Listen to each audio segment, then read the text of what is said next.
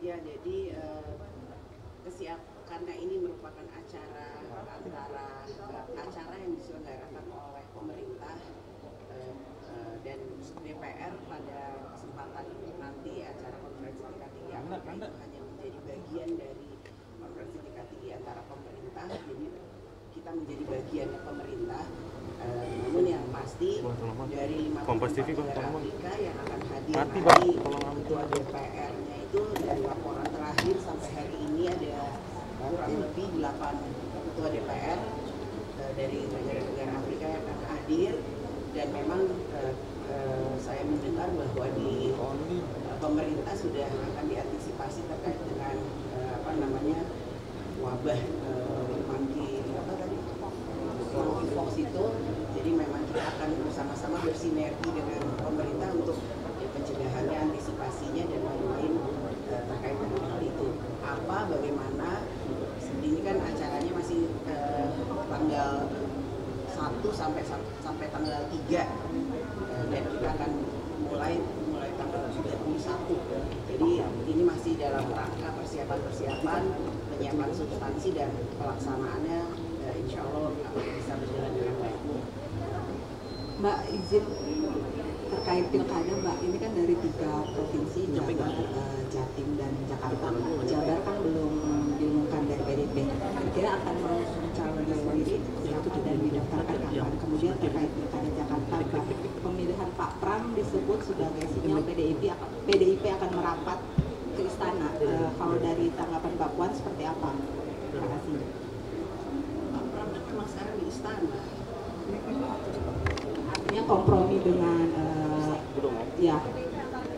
kompromi dengan Pak Jokowi dan Pak Prabowo maksudnya. Pak Pram saat ini masih sehat, masih di istana, jadi kompromi apa ya? Nggak ada kompromi, kita semua baik-baik saja, berusaha untuk bisa saling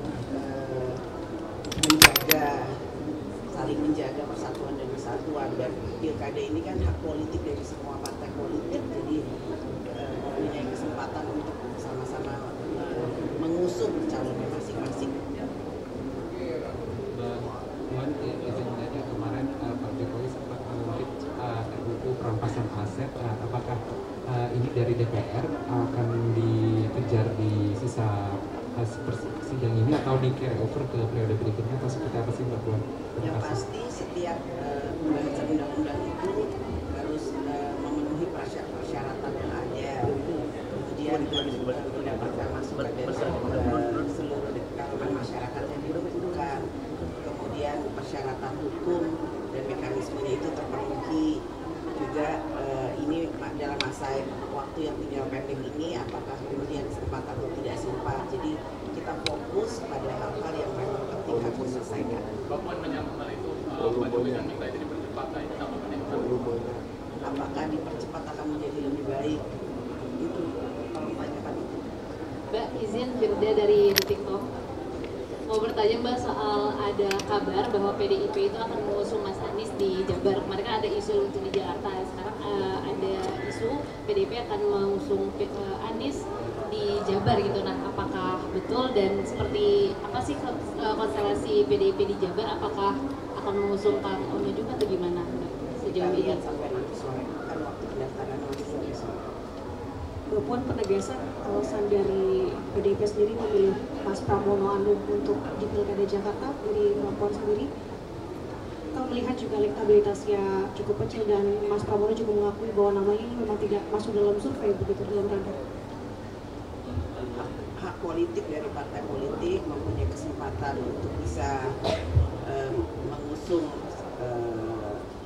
mengusung di DKI dan mempunyai komitmen, PDI Perjuangan mempunyai komitmen untuk bisa bergotong royong bersama warga atau rakyat yang ada di DKI untuk membangun Jakarta. Jadi biarkan ini mengalir, biarkan warga DKI yang memilih nanti pada waktunya. Ya, cukup. Mbak, kabarnya Mas Prabowo itu sempat ada komunikasi dengan Pak Jokowi juga gitu sebelum maju. Nah, ini apakah memang ada kaitannya dengan PDIP atau apa? Ya pasti harus komunikasi, orang Mas Pram masih sebagai setup, jadi harus komunikasi dan wajib berkomunikasi. Itu fatsun bagaimana kemudian menjaga secara fungsional dan struktural, ya. Kompromi dengan Pak Jokowi dan Pak Prabowo maksudnya. Pak Prabowo saat ini masih sehat, masih di istana, jadi kompromi apa ya?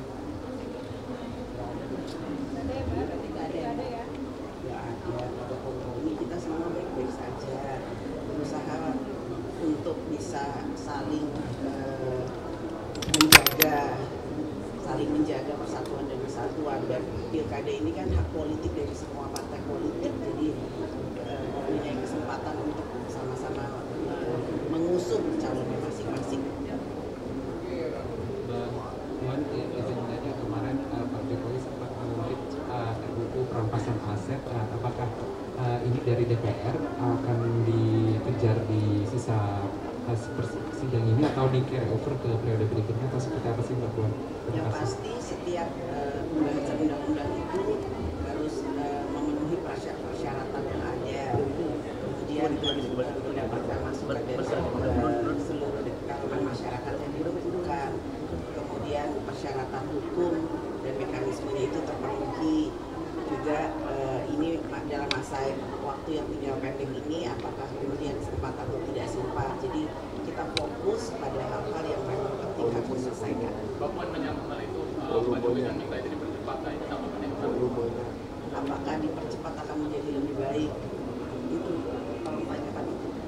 Mbak, izin Firda dari TikTok.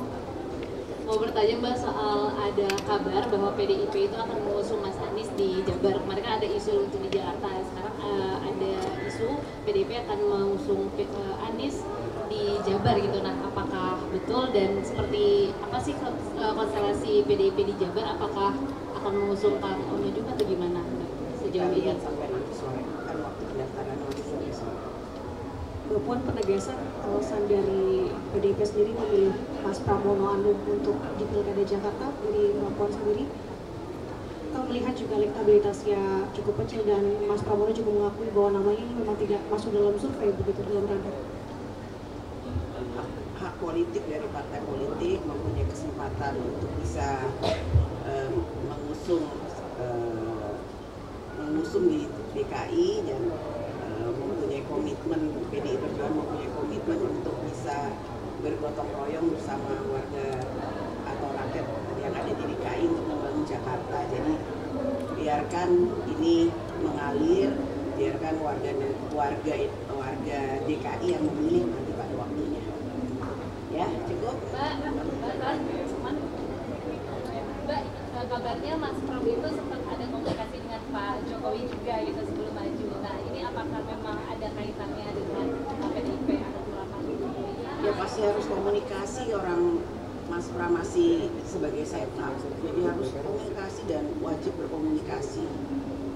Itu fatsun bagaimana kemudian menjaga secara fungsional dan struktural. Ya, terima kasih.